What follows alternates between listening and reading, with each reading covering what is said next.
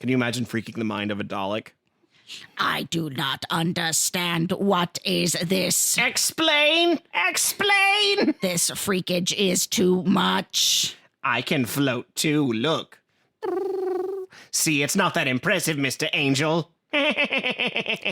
I can escape any handcuffs because I do not have hands. I'm realizing my Dalek and my Skeletor impression are not that dissimilar. Yeah, I don't know if you've noticed, my Dalek has gotten way better.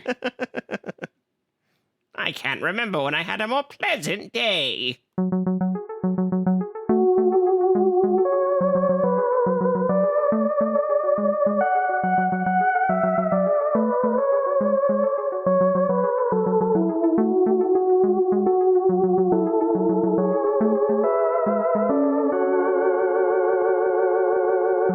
Hey everybody, and welcome back to another episode of Who is My Doctor? Who is my doctor? Who is indeed. I'm your host, Zach, and I know a lot about Doctor Who. And I'm also your host, Cassie, and I have a little secret. I don't I don't know what we're doing today because my schedule's gone. I know I had it written down somewhere. It's gone as if by magic. That's right, ladies and gentlemen. Hello, it's me, What? your favorite co-host / we do share this podcast, but we do a lot of stuff that Zach sure likes to watch way more than I do. And I thought 'tis the season. It is April Fool's Day. April Fool's Day. The Fool of April. It's April Fool's Day. We're watching What I Want today. I mean, you could have just asked. You didn't have to steal my property. No, it's funnier that way. So, in the spirit of watching shows that are very nostalgic for us, in Zach's case, it's going back and reliving some of his favorite moments in Doctor Who, I thought, wouldn't it be great if we watched my favorite thing that came out between the years of 2005 and 2010? Avatar: The Last Airbender? I didn't watch that until very recently, and you know that. No, I wouldn't let you watch something that you're really excited about. No. Oh, no. No, instead, we are watching something from a little bit later in my life cycle. That is right. Those of you may already know. Others, we alluded to it a little bit. We're watching Criss Angel Mindfreak, y'all. Are you ready? Oh, no. Aren't you so excited? My precious bean. My mind. I mean, I'm not prepared, Cassie. It shouldn't be freaked already. I don't know that I could prepare myself for such freakage, though. I am earnestly very eager to see what you think of this, because I went through when I was trying to figure out which episode that we would watch, and I recounted a story, I think it was in the last episode or the episode before that, of a very particular Sunday afternoon where I spent the day squished between the windows leading out to the backyard of my house, my dining room table snuggled up as small as I could be on a dog pillow, and my Sony portable DVD player hooked up to the wall so I wouldn't lose power, binge watching the entirety of season 3 of Criss Angel Mindfreak. Like I said, this came out so Mindfreak was on TV between 2005 and 2010. We'll get more into like Chris's history, if you want that now, or if you want that later. No, we could do a little bit now, especially your relationship with it, I think. Because I will say, I do know a little bit about, I shouldn't even say a little bit. I know, like, aesthetically who Criss Angel is. Yeah, I mean, it's hard not to. Yeah, my brother had a magic phase. My little brother had an ADHD hyperfixation for a couple of years on magic. In fairness, that 5-year block of TV, like early 2000s into the 2005s, you see a lot of magicians on television. Yeah. I think that was when like Fool Us had like just started. Almost an ungodly amount. Because that's also when like all of the people that were can we even say his name anymore? He was on the Epstein list. Oh, so geez. I'm like, I can't. I did double check. We don't have to say it positively. We could just. I did double check. Criss, not on the files, and because I was like, oh no, oh no, we can't. He's not that kind of freak. Thing. No. But there was another very affluent magician whu I don't even want to say his name. But then you did have people like Carrot Top that were comedians, but they were also very edgy in the same way that Criss Angel was, like very edgelord era of television. Yeah, I definitely got that vibe from, because I remember the two big ones at this time being Criss Angel and David Blaine. Yes. Oh yeah. I just remember those two getting like, well, because Criss was more like a stunt magician and David was more like a stage, like stage, like close-up magician. Because the thing that Criss did, that's what I remember anyway. Something that I think is very cool about Criss Angel is so his sick hair. Yeah, actually, but we'll get into that later. No, but he was born the youngest of three. So he had two older brothers. And so he spent a lot of his childhood following his brothers around, but also being the youngest of three, doing everything he could to be the absolute best in whatever he was doing. Okay. Real youngest child syndrome. Yeah. So they played they got into music. He got into music. They did sports. He did sports. It wasn't until one afternoon, one of his aunts had come over and showed him and his cousin a card trick.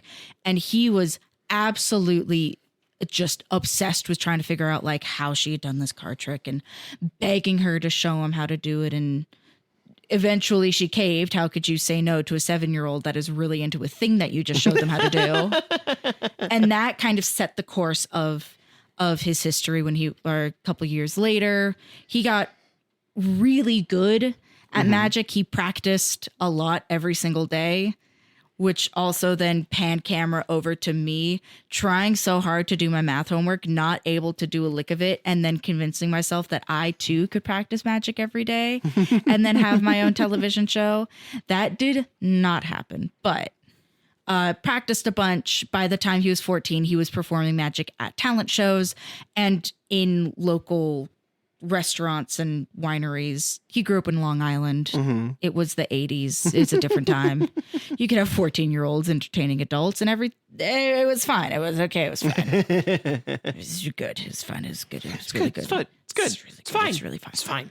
It's fine. And then specifically Mindfreak did not come onto the scene until Mindfreak started off as a small off-Broadway show in New York's Underground Theater, and it ran from 2001 until 2003. Okay. So it was something that he did take to the stage before taking to the screen. So it's like a Pee Wee Herman sort of thing. Kind of, yeah. Very, very Pee Wee Herman coded, where he even would have performances very late at night, but then during the day go out in Times Square and advertised by doing close-up magic. And there were a couple other stunts that he had done in shop windows, escapes, very Houdini-esque. And that is one of Criss's like number one people that he emulates is Harry Houdini, which is why you see him doing a lot of not only the close-up magic, and frankly, even there have been a lot of times where he has called out like mentalists and people that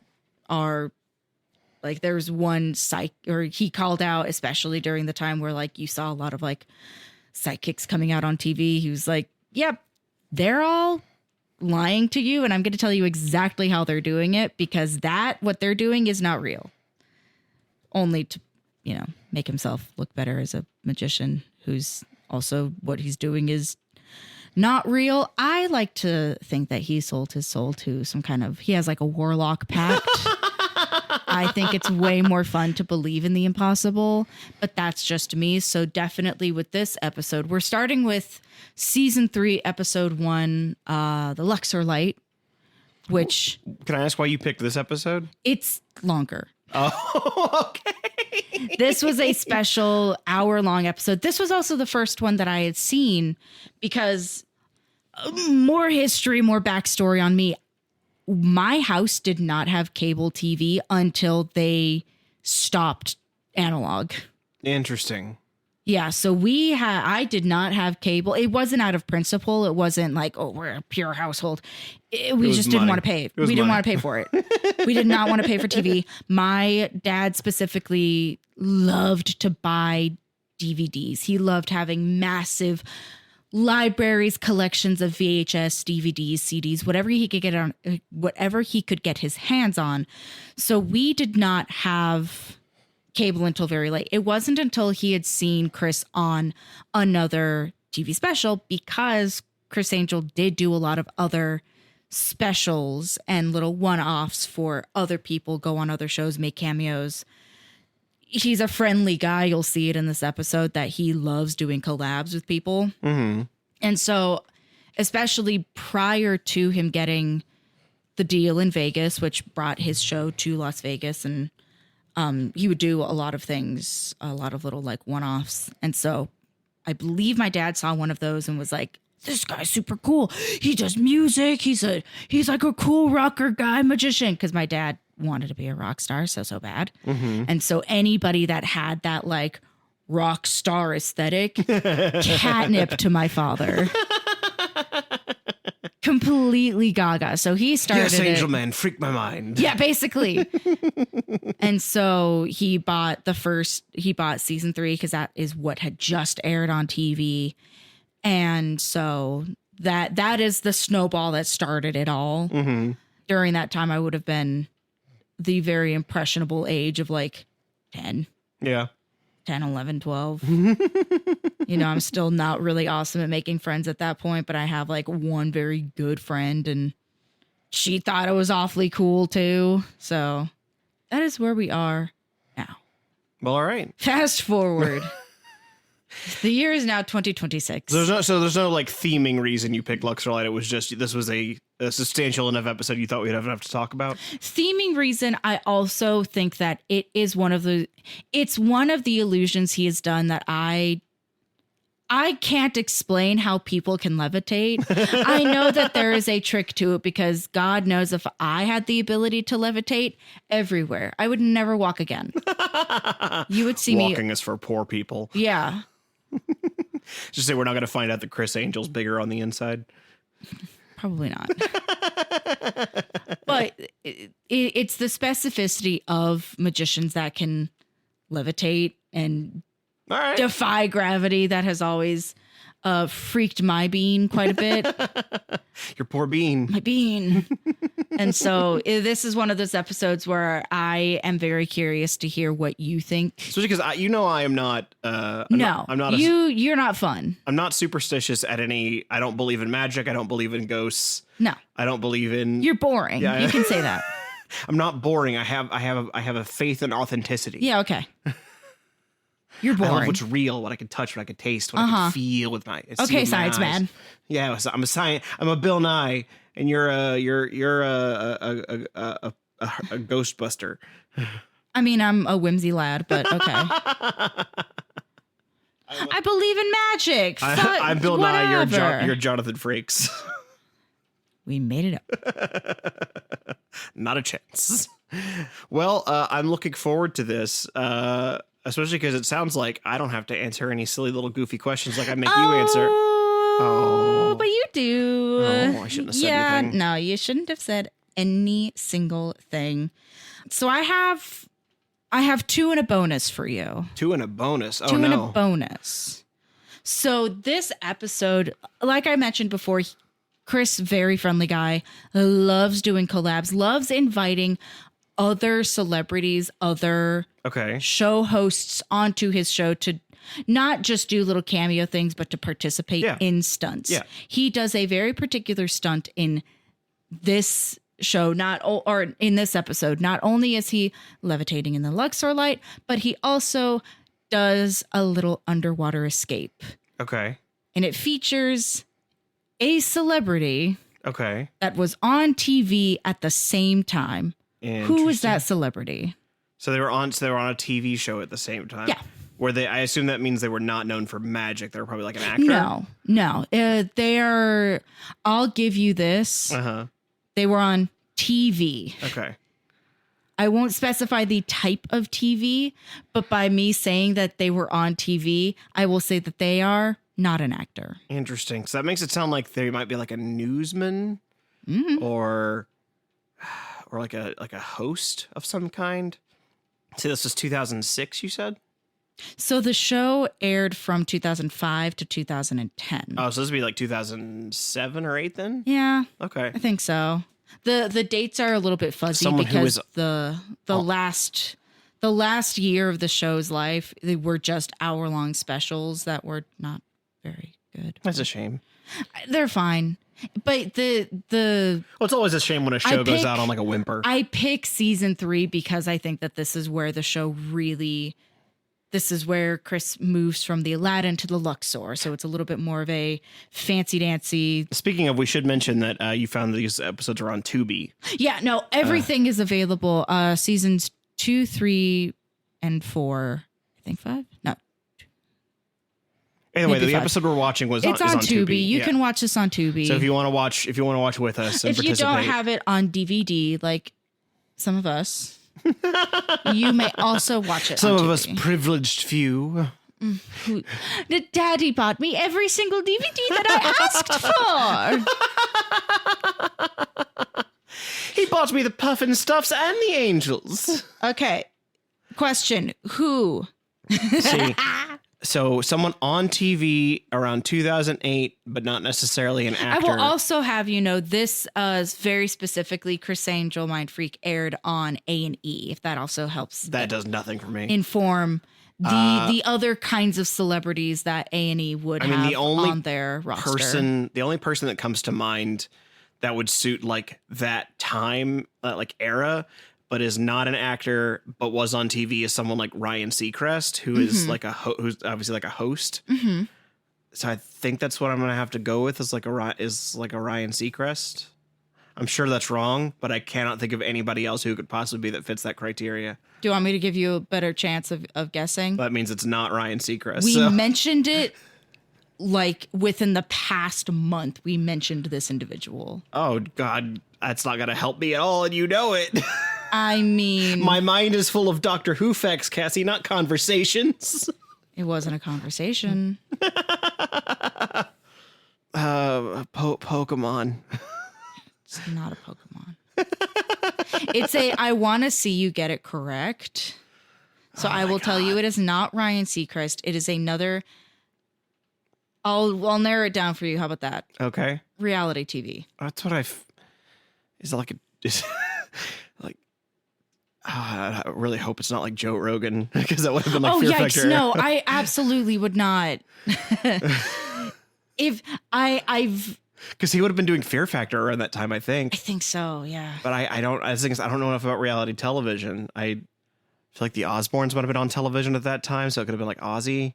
I mean, it was helping him to get ready for an escape. So yeah, the person helping is involved, but is not like helping with the escape in any capacity. So I genuinely don't know.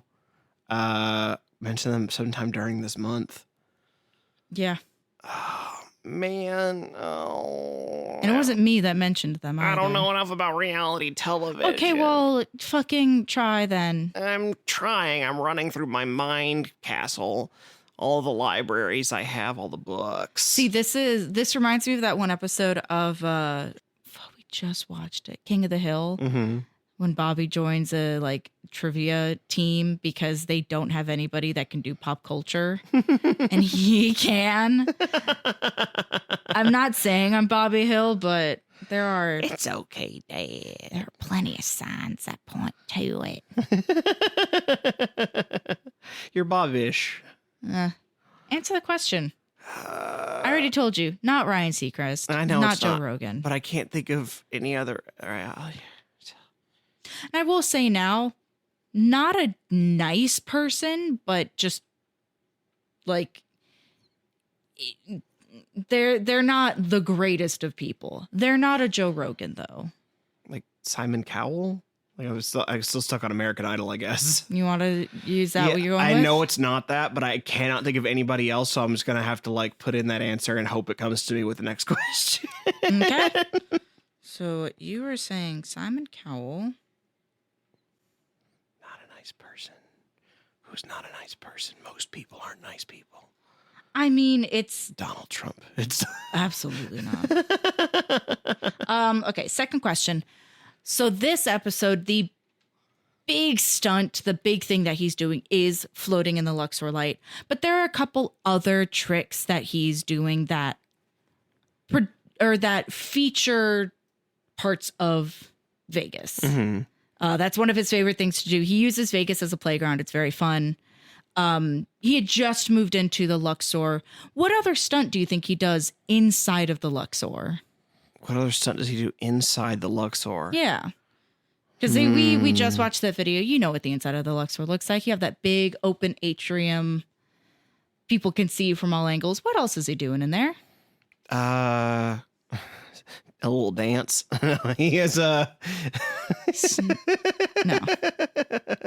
He's not doing a little shaking dance. that groove thing, you know. No. You said he likes to do Houdini style stuff. Yeah. So I like to picture him doing some kind of like escape from a box. I mean, I will egg on my face a little bit. He does do a Houdini style escape, but it is not in the atrium. Oh, okay. Yeah. So you are on the right track. I just don't want you to go down that with that knowledge. There is an escape. Does he do? Is it like some really fancy like card trick where like people see him from all angles, so you know you can't be cheating? You think that's what it is? Yeah, I think it's some really elaborate card trick. That just feels like something that you do to like in the lead up. You know, like you got to do some like fancy schmancy close up magic. I know so little about Criss Angel, dude. I really hope. I don't even know if he ever does. Well, you're saying in the lead up, Yeah. so like. If like, you're warming up for a big stunt. I'm just sitting here realizing I don't know if he does card tricks at all. Oh my god! I have a deck of his cards, bro. That doesn't mean he uses them. It means he sells them. So you think I'm going to say he does some sort of in the effort to warm up for his big float stunt, he is doing a card trick in the atrium. Yeah, he's doing like a card trick when he's using the atrium as like you could see from all angles that I'm not like cheating or hiding stuff behind my back, that sort of thing. Okay. And then bonus point, who is Hammy? It's a hamster. You think it's a hamster? Yeah, I think it's a hamster. Okay. Gotta be Hammy the hamster, right? Because I can't be a pig. It's gotta be a hamster. If it's a person, I'm gonna riot. If it's Hammy the man, Hammy the full adult man, that's like Hammy the grown man, I'm gonna leave. Follow up extra bonus point. Who is Banachek? Banachek is the banana the hamster eats. No. Banachek is a man. That's what you shouldn't. Banachek the Manachek. Yeah. All right. So you think the celebrity guest appearance is Simon Cowell. He does a very elaborate card trick in the atrium, and Hammy is a hamster. I'm gonna change the celebrity to Ozzy Osbourne. I am letting you. You want to change it to Ozzy? I want to change it to Ozzy. I think Ozzy Osbourne was on his show at the time, and it's that at least feels like a better answer, even though I know it's wrong. It feels better to me. It makes me feel less gross to say Ozzy Osbourne in my mouth. Rest in peace. Well, yeah, because he's a dead man. He's a dead man. Do you have a favorite moment guess for me too that I have to figure out? Are you better at remembering that than I am? I do, but it's something that is so benign. I think it's funny. Because what we are about to watch is how much more benign of a thing do you get than your favorite moment of someone being named Thomas? Thomas.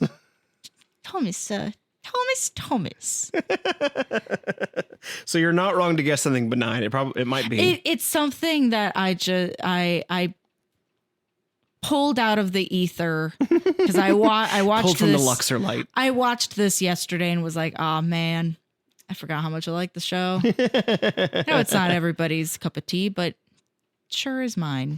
It's like a bad cup of coffee, you know?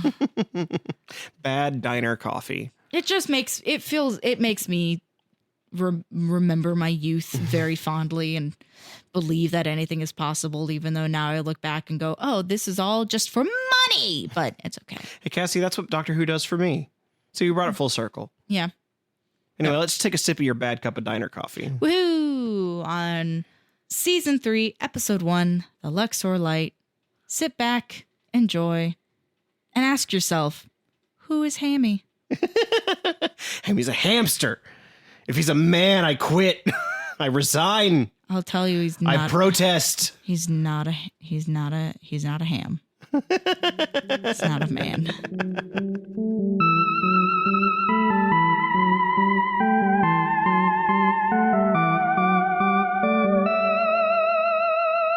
This week's episode of Who is My Doctor has been brought to you by Foot Freak. Yay! Party's out, piggies out. No, I can't do this. These little piggies are not going to market. These little piggies will stay home. I'm sorry if that's something that you're into. You may keep your money. Foot Freak is not. Is that a real website? Maybe, probably. We're not sponsored. This is a joke. This is a joke ad. Oink, oink. Nah. Zach, fade it out. I'll give you my feet if you want them. No, Zach, don't feed into it. Don't give the beasts what they want.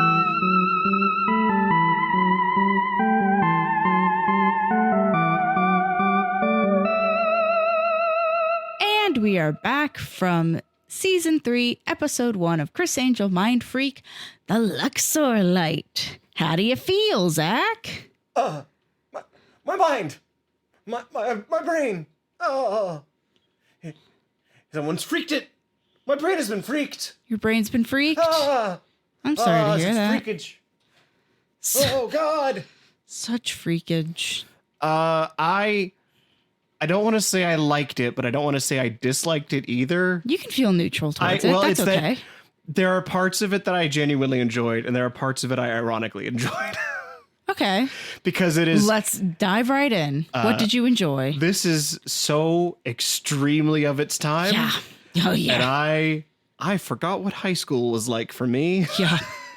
Just the... Right. I'm gonna wear all black except for my jacket, which will be like slightly off my shoulder because I'm wearing like 7 necklaces and also 3 belts, none of which are holding up my pants. I'm gonna wear boots. I'm gonna wear the noisiest necklaces I can find so people can find me from miles away. I want to make sure that I'm so reflective no one could hit me even if I was walking at night. I want to wear all black except for my blue jeans. Yeah. I still want to. I'm edgy, but relatable. I'm gonna wear combat boots and not tie the laces. Yeah. Can I tell you something? I had 3 different pairs of combat boots. I'm gonna put hair over my face. Only like one eye though. It's mysterious. I'm gonna have a fucked up haircut where it's kind of long in the front, but then it gets short and it gets long again. There's no business here. It's only party all the way around. It's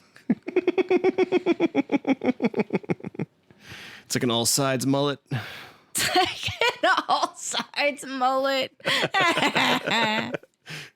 Yeah, if you'll excuse me, I'm gonna go float in a light beam. Sometimes my hair will be black. Sometimes it will be red and black. And sometimes it will be brown and black. It depends on when we shot the scene. Should I think maybe I should start with telling you what my favorite moment was and see if you were correct. Yeah, because you were wrong on all accounts for every single one of my questions. It was not Ozzy Osbourne that made a celebrity cameo. It was Dog the Bounty Hunter. Yeah, who I would never have you were right. We did talk about him just like I think last week. We mentioned him in D&D. Yeah. And he was not even on my radar. Like I would never have guessed that. You put a gun to my head, and I don't think I would have remembered he was like a person, let alone on reality TV. Okay, so I fucked up that question. Moving on. No, it's not your fault. That's just how my brain does not retain Dog the Bounty Hunter. Okay. This was something I didn't know. Yeah. And then as a warm-up in the atrium, Criss does not do a cool little card trick. Yeah. He does a mini float in the atrium. I will say I had pictured for some reason the atrium being like a very small enclosed space. No, it's not the inside big, of the Luxor. I don't know. Well, I know what was inside the Luxor, but in my mind there was like a central almost like an elevator shaft. That was, Nope, I don't know why I had that in my head.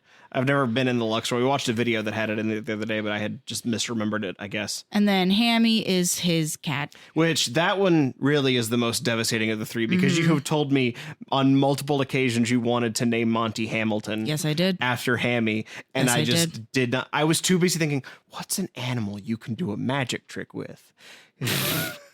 But it wouldn't be because you can't name a bird Hammy, because that would be ridiculous. So it's got to be like a hamster or a gerbil. Hammy the hamster, of course. It's so obvious. It's right there. But the good news is it's not Hammy the man, so I'm still here. Yeah. You didn't rage quit the podcast. did not give up on April Fool's Day. No. My favorite moment though was not a trick. It was not an outfit. It was a quote Yeah. that just really, really tickled me pink, which was only one thing better than a motorcycle. 3 girls. Yeah. I thought it was going to be, frankly, I thought it was going to be everybody's full government names scrolled across the bottoms, because it wasn't ZZ Top. It was Billy Gibson. That It is- wasn't Dog the Bounty Hunter. It was Dwayne, quote, Dog. And then subtext, Bounty Hunter. Yeah, for me, the part of it that's funniest is that everyone gets their like full government name except for Chris's brother, JD. no, Banachek. Banachek. Banachek is just Banachek. Banachek He is has- only He Banachek. has no last name. His name is just Banachek. Magic consultant Banachek, the most white bread person on this show. And I Banachek with love the that they're coolest called name. Mindfreak consultants. Yeah. Yeah. Like, what a title. Oh, absolutely. Hi, I'm Jerry. I'm an accountant. Oh, really cool. My name is Tim. I'm a bartender. My name is Banachek, and I'm a mind freak consultant. Do you have any mind freakage you want me to consult on? There are very few people out there who can consult on mind freakage to the level that I can. Just, I love the job title, mind freak consultant. Yes. Only one thing better than a motorcycle. 3 girls. Do you agree with that statement? I'm just like, so is 4 girls worse than 3 girls and Yeah. a motorcycle? Yeah. 4 girls is too many. Hey, Zach, do you The want to know number why? of girls that shall be 3. Wanna 4 know would why? be too many, and 5 is right out. Do you want to know why? Why? 3's the magic number. That was very silly. Like that whole. But how'd he do it? But how he do it? Obviously, they're Transformers, Cassie. Obviously. Didn't you hear under the blanket when they all went? Yeah, 600-pound motorcycle equals 3 50-pound women. That adds up. They uncover the blanket and the breeze just takes them away. They're 2-dimensional. You remember those spongy dinosaurs? The ones that you like come in a little capsule. Yeah. And you think that's what happened? Is they were just, That's how they make all Vegas women. they just when they drop the capsule, when they drop the like blanket over the motorcycle, that's them dropping the capsule in them. Yeah. And the motorcycle just melts. The blanket was wet. Motorcycle melt. Arise 3 women. That's in the Book of Revelations. That's a spell. Everyone knows Yeah. that. No, but how he do it? Zach, how he do it? I don't sit here trying to figure out how this man freaks I people's thought minds. you said you were a man of science. I am a man of science, but I'm not sitting here trying to like ruin a man's show. I just don't believe it's magic. Figure it out. That's all I'm asking. Explain it, science man. Ruin magic for me with your wits. They fold the motorcycle up real small. Oh my God. Yeah, so we did get to see a couple different, we got to see some minor illusions. Yeah, some not so much mind freaks as just mind flicks. Yeah, so Criss turning metamorphizing. Sure. Yeah, the guitar string through his neck. No, the three or guitar or not guitar. Jesus Christ, you got me distracted. I'm the one freaking minds now. A motorcycle into 3 women. guitar string through neck, and then out pops a ring from his neck. I know partially how that one is done. I don't know how the ring gets on the string. Can I tell you how I think he did it? Huh? Because I don't know if I'm gonna ruin it. No, because that's one that I was practicing for years. When he pops the string out, he dips the string below camera and it comes back up with the ring on it. I think he like slides it up. I think he like there's like a trick with it. Like he's probably got it in his hand and he slides it down when he drops. Oh, more than likely. Yeah. So I think he's just got a ring in his hand and he slides it down. Because getting it through the neck, I believe that's done with. That's a practical effect. Yeah, that has to be some kind of like prosthetic or something he's got around. It's a prosthetic. I believe, because okay. Picture this. The year is 20. Cassie's talking with her hands right now. Picture this. The year is 2009, or it might have been 2008 at this point. I am practicing magic like it's my job. I'm in school. I'm in the 7th grade, I think. The way that I would practice that trick is by getting purple Elmer's glue, putting it on my neck, waiting until it was like tacky, not quite dry, but just enough so that way it would be, not purple anymore. And I didn't use a guitar string. I wasn't allowed, but I would use dental floss and then do that. And there is a way that you can like glue, like, because there's a lot of skin around your neck. Mm-hmm. So you basically are just gluing the string inside of your neck folds. Yeah. But with a guitar string, there's actual, threat to injury because those bitches are sharp. It will pluck you. It will slice you up if you're not careful. That's how guitar players get calluses on their fingers. Teeny tiny cuts. Anyways. I will say one real complaint I have about this is that there was very little through line through the whole episode. Oh, yeah. There wasn't like a theme. There wasn't like, it was just 5 different tricks we stuck together. I mean, there is and isn't a theme. That's just, hey, remember, 2008. Yeah, I just like, I feel like 2008. I just, I don't need them to be like the same trick 5 times. That's the thing, though. That's what you're asking. But I mean more like if he had 5 different tricks to do with light. Like if they like not necessarily like the like if this was the episode about light and then I mean you especially because one of the tricks was just me watching a jacuzzi for 4 minutes. Yes. And people going, he's been down there a while. We should probably escape, please. Hurry up, Criss. It's been 4 minutes. Because they did that in a shallower body of water so people could see what he was doing. And then turned the jets on so you couldn't. couldn't. And then turned the jets on and then had their camera guy going, it's too murky, I can't see. Like, I can't, I don't want to be mean. If there was a part of the episode I hated, it was that. Yeah, that's fair. Because it's so, like, there's some parts of it that are like silly. That part I'm like, this is just dull. Well, because like there's only so many times you can cut to people being like, he's been down there a while. He shouldn't be down there this long. He shouldn't be breathing. Like, this is bad. He should come out. Criss, hurry up. And I'm like, they keep on, the water's really hot. I'm like, yeah, I got it. It's been 4 minutes and we've been watching a jacuzzi. I understand that like part of the trick is you have There's a boot. He's kicking his shoes off. Hit hand. Like, I understand that part of the trick is like if we cut away from this, you'll think that we like are lying to you about that the time. We're helping him. Yeah, that we're helping him or we're lying about the time. But it's also just like sitting here for 4 minutes watching bubbly water. Can you imagine? We got to see this on camera. We are at home, comfortably on our couch. Could you imagine being somebody who's been pulled in by a producer saying, hey, we need audience participation for this illusion that Criss is going to do. Yeah, you're going to watch him escape from inside of a jacuzzi. The jets will be on. You won't be able to see a lick of anything that's going on, except for Dog the Bounty Hunter and his whole family talking about how good they tied the knots. Like, in going back to Houdini escaped from like tanks.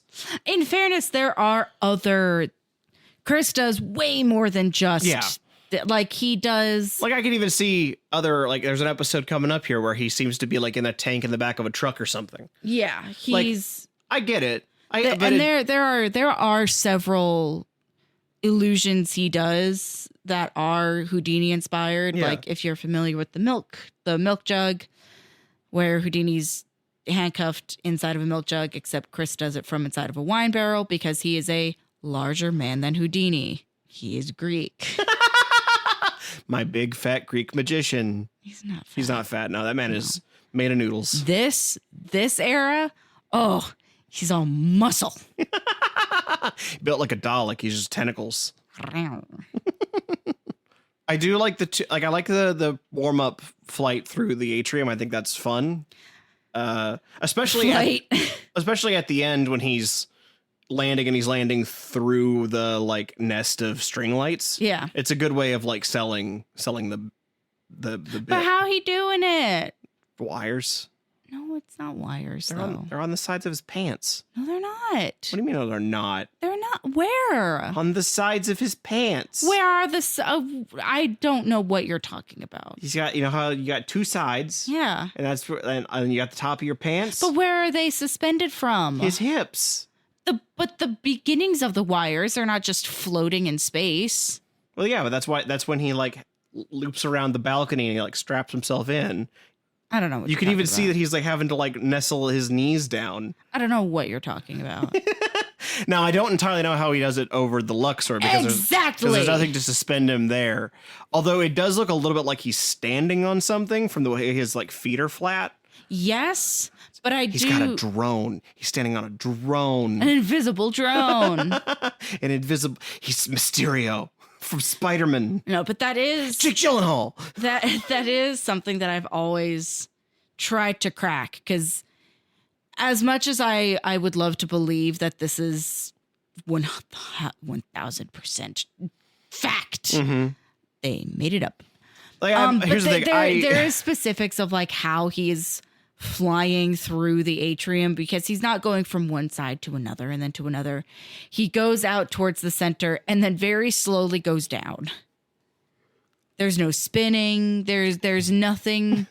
Whee! Yeah, it's something where it is such a controlled flight or a controlled decline. Now, I will say what's really impressive to me about it is that he manages to like hold a position for that long. Yeah. Like he's basically doing sky yoga. Yeah.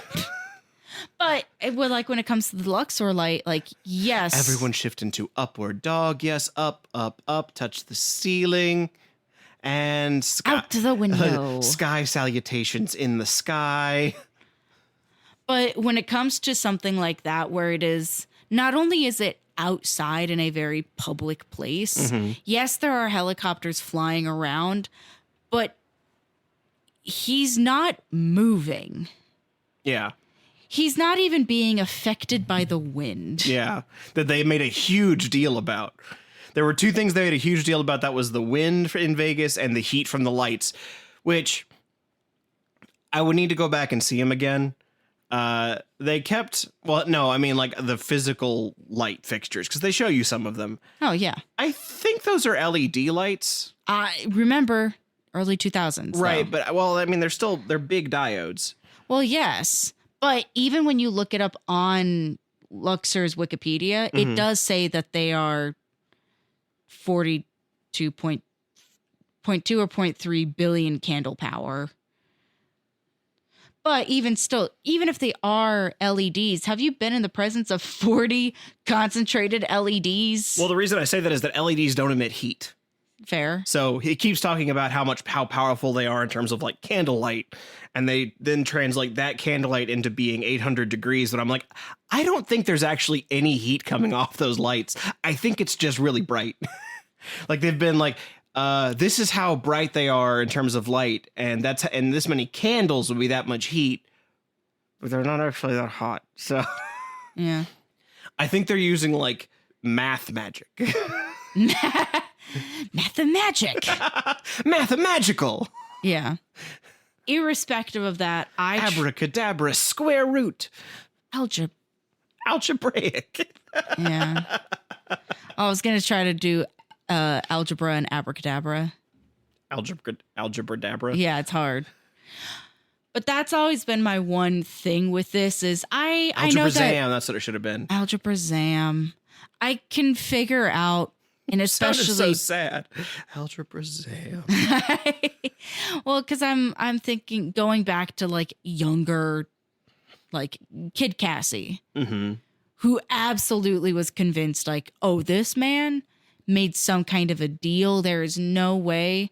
And now that we live in the era of the internet, there are dozens of people that have perfected the art of levitation in a way that looks, it's so unbelievably convincing that I'm like, oh, you also made some kind of a pact. Where can I find a demon? Because I was told... Dog the bounty hunter, there you are. Yeah, I was told as a very young thing to not pursue magic because there were already enough people doing it. And that is a real thing a parent of a friend told me. And that's what made me stop. That's rude. Doesn't that step suck? on your dreams. Because even if it's a like, oh yeah, like you're probably there's a good chance of that not happening. But like, especially because it's funny right now, I don't feel like there are like any. There's a Lucy Darling. That's it. Yeah. Well, even then, like, she's not like on television. Like the only television magicians I can think of right now are Penn and Teller, and they've been doing it. Yeah, and they've been doing, and it's the same show they've been doing since like 2008, I think. Yeah. Penn and Teller have now made their career as magicians, making other magicians slightly more famous. Yeah, as magicians that like to blow smoke out, like blow the smoke out of other magicians. Trapdoor. Yeah, Criss has always been one of those people that I truly do admire the fact that he has a vision and he stands by it, and he will, because like the Cirque du Soleil show was not their Cirque du Soleil's best work, just because it is very Criss Angel.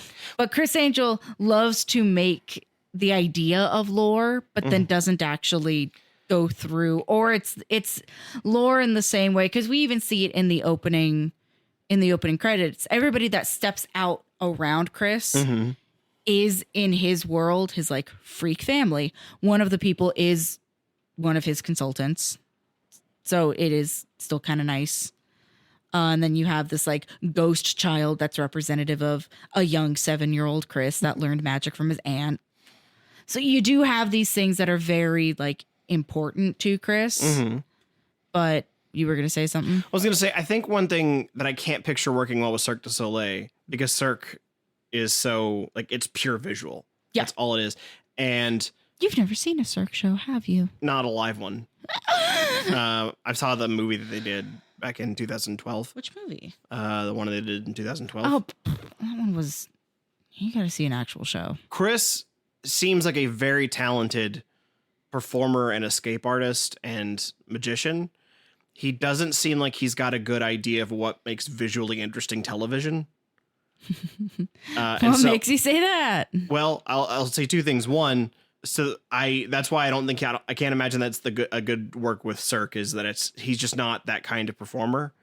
I think honestly, I feel like he'd be really entertaining to watch live because staring at your television at a jacuzzi for 4 minutes while they're like cutting around different people is just kind of boring. If you're standing there watching somebody underwater for 4 minutes, like it's a little more intense when you're watching it in person.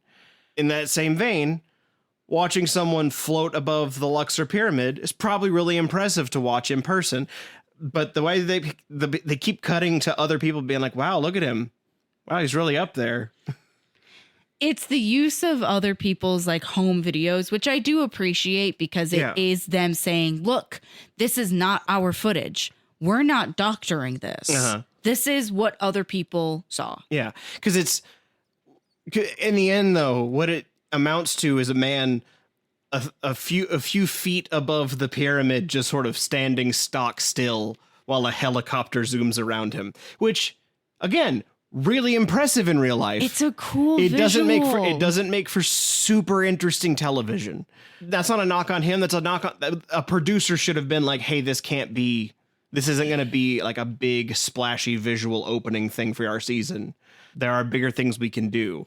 I mean, does it help you if I say that in the next episode he gets rolled over by a steamroller? Like that's impressive. That might have been, and also because like but that's a fucking hole in the ground with a sheet over it. Like that's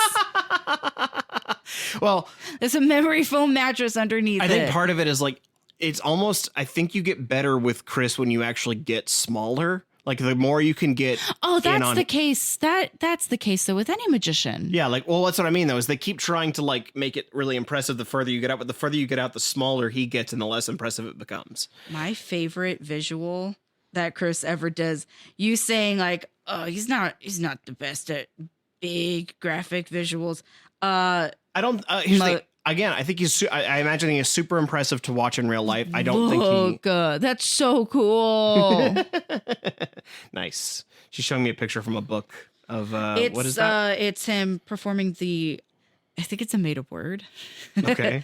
It's the Humbotic on his second Halloween television special, Supernatural. Oh, okay. Yeah, it's like I said, it's very. He seems incredibly talented, incredibly skilled. It's just, I don't think he loves his cat and he loves his family. And he thinks that the only thing better than a motorcycle is 3 girls. I will say, having seen Criss live, because that is something that a friend of ours and I did, because we scurried the second that everything started shutting down for COVID. We went, let's go to Vegas. And we were able to get tickets to see one of the last shows that they had performed before shutting everything down. Yeah. And it was incredible. I cried. And I bought 2 T-shirts, and they had a bunch of, what are those things? Programs, like the big visual picture programs that they were selling for $20 that Criss had signed, that I ran down cash in hand and grabbed. Like, I was so excited. And of course, like, he levitates. And you were in a theater of like 7 people because it was COVID. No, theater was full. Because it was before COVID. So it was before we were all afraid. But I just, seeing Criss live, like, made like little 10-year-old me so happy. And I do wonder how much of this, and in the case for, our, in like the meta text too, just having you sit down watching something that like made you feel that same way with me now and reliving it, where it's like, oh, it doesn't really mean much to me now, but for you, it's a big deal. Yeah. Same with this. And, it's one of those, like, I want you to like it as much as I do. I also will say, I don't know that I could, because this is so of its time. This is so of 20 years ago. Oh yeah, absolutely. Like, especially Chris's like fashion sense is so peak, like Linkin Park, so peak Linkin Park era. Criss looks like the kids I hung out with in high school. Like, obviously, I was never like a goth kid. But I took one of your shirts that was like a Criss Angel-ish shirt. Mm-hmm. Yeah, because it was a very like that was the aesthetic at the time. If I had caught it, then I might have really loved it. Yeah. My brother, like I said, he was really into Criss Angel and David Blaine, and he felt like my brother got into magic in such a way where he bought like a bunch of like custom decks of cards that like you do a little sleight of hand trick and suddenly the king is dead.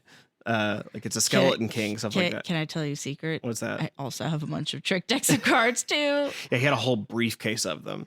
Oh, I just have like 6. Yeah, it was. Yeah, no, he had like a whole like. I was so excited. USPS did they released like a magician set of cards and like special stamps. So I'm not a stamp collector, but those I'm like, oh, I can never use those. Pick a stamp, any stamp. These are special. Lick a stamp, any stamp. But yeah, like the decks of cards that specifically are marked. So if I'm trying to guess, I can read the back of the card and figure out which one it is. Is that your stamp? Okay. How'd that get in there? Those are in a drawer, like miles from us. Cassie, does me having this freak your mind? Stop it. I don't appreciate this. Give me back my stamp. But anyways. Zach is mocking me with an invisible stamp. I would never. He doesn't have any idea where those stamps are actually. What we are doing is making believe and pretending, which I think is one of my favorite things about magic as a whole. Is everybody participates in the bit. Everybody knows that this is just a trick. This is an illusion. But that's partly why I know that you called me a man of science. I don't like to figure out tricks. I like experiencing. I like pretending that they're real. Exactly. But my science mind knows that they're fake. It's like here's the thing. I acknowledge the entire time that what I am watching is a feat of ingenuity and skill and inventiveness. Yeah. All in the services of trying to trick someone. Like it's like have you ever seen like a really good salesman? Like someone who's like, that's their skill is like selling people on stuff. Don't remind me about being a good salesman. Someone who's like, yes, I worked with one of those. There's a guy who goes around who sells like snake oil. No, it's like an aerator for a wine bottle that like also like uncorks them and things like that. But he sells it with such like flair and panache, and there's like a slickness to his voice as he's doing. He's got like practiced hand motions. And you're like, I'm aware that you're conning me this whole time, and I don't care. Or it's like, I'm just so impressed by what this whole thing that you're doing. I just want to be like that. And so that's how I see magicians. Is like if I start seeing through it, I get sad because I like seeing someone perform a skill at such a level that I don't see it. Fair. Like I don't want to sit there and like try breaking it down. I like sitting back and like if I see it, you failed. That feels bad on two ends. One, they feel bad as a failure, and I feel bad because it didn't work. Like nobody has a good time then. I try to figure it out, if only because I have a secret dream to find a real magician. Someone who can perform real magic. Yes. And turn all my lead into gold. Yes. Now you're understanding. So overall, did you at least have a good time? I did have a good time. I had a really fun time. This was like, is it every moment of it? The only time I was having a really rough time was like the back 2 minutes of the jacuzzi session. That's fair. I was like, this is going on a bit long. It's like, I wish you had shown us more of their process of tying Criss up. I understand why they didn't. That took 15 minutes. Or even just more like... Could you imagine, though, having stood around this fucking pool for 30 minutes to see an illusion and all you're seeing is people standing around? Yeah, or like even if because they had an underwater cam. So they had a little theoretically. If they had more of that where we could see something, like it doesn't have to be clear, but the fact that all we can see is foamy bubbles, I was like, this is boring as hell. Like I don't even see the trick. The trick is that he's under there for a long time. Which ironically, if we had been able to see more of, and we had seen that he probably has some kind of oxygen tank, like it would have ruined that part of it, but it would have made the escape part of it still pretty impressive. At that point, it's let's just see how long it's actually taking him to do this underwater. Yeah. Yeah. It's just like, it would like, oh, this is a person who is showing me the skill he has of escapology. He's not doing a trick. He is legitimately doing this. Yeah. Because I know that he is able to hold his breath like for a very long time. Speaking of, like one of my favorite tricks I ever saw on Fool Us is I can't remember what his name is right now, but his trick is that he'll have you pick a card, and then he just like flips the deck around for a while, and then he like reaches in and grabs your card. Mm-hmm. But there's no trick to it. He just memorizes the order of the deck and grabs whatever card you picked. Mm-hmm. Like that's not a trick. That's a skill. Yeah. Like I guess it is a trick in that way, but it's not like magic. He's just so well practiced he can pull out any card. And Penn even says like, I don't think this was a magic trick. I think you just practiced so hard. You believe in the heart of the card so strongly that you could just draw any. I was like, there's a genuine appreciation for like, this isn't magic. This is just a really impressive talent this man has. Yeah. And the magician's like, you guys are absolutely right. So there's like, I think there's some value to that, to watching him like genuinely escape Even if we see the oxygen tank, like there's a skill to like I am having to wrestle this chair, the rope, and the tank that lets me breathe. Yeah. Like there's still genuine like danger to that. Because if his mouth slips, Yeah. Yeah, I don't know. That's my only complaint. Otherwise, I thought this was silly. And my life is made better by the phrase, the only thing better than a motorcycle, 3 girls. Well, I'm glad I still don't know how the motorcycle disappears. The girls ate it. The girls ate it. Ah, damn. But yeah. Until next April Fools, I suppose. It is funny that you picked this though, because it is thematically related to the next episode we're going to watch. Oh, really? As you know, the Luxor is itself a giant pyramid. It is indeed. And the next episode we're going to watch is a classic episode called The Pyramids of Mars. Oh, wow. I'm so good at this. And so we'll find out all about that on the next episode of Who Is My Doctor? Who is my magician?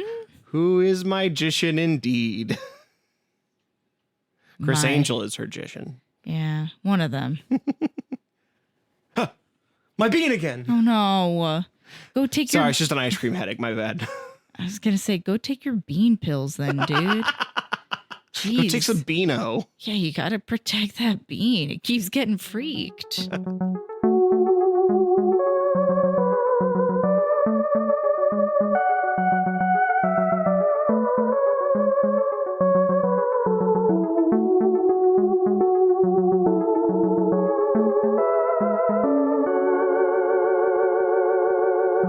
Hey there, everybody. I hope you all enjoyed our April Fool's goof-em-ups for the year. Something about having our minds freaked made Cassie and I just some giggly bitches.